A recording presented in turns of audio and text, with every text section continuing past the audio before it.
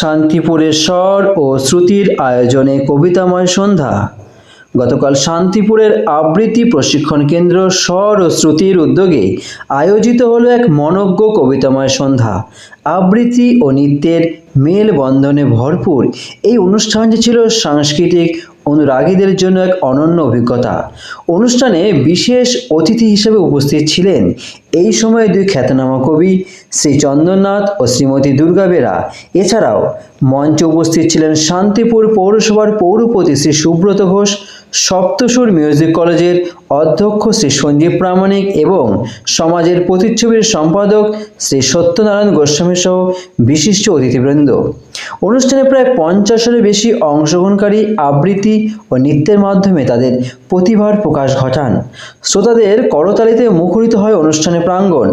স্বর ও শ্রুতির প্রশিক্ষক ও কর্ণধার শ্রী মৃন্ময় বাগ জানান, এটি আমাদের প্রথম বার্ষিক অনুষ্ঠান। আগামীতেও আমরা নিয়মিতভাবে এমন সাংস্কৃতিক অনুষ্ঠান আয়োজন করব। সাংস্কৃতিক পরিবেশনায় ভরপুর এই কবিতাময় সন্ধ্যা শান্তিপুরের সাংস্কৃতিক পরিমণ্ডলে এক নতুন মাত্রা যোগ করল।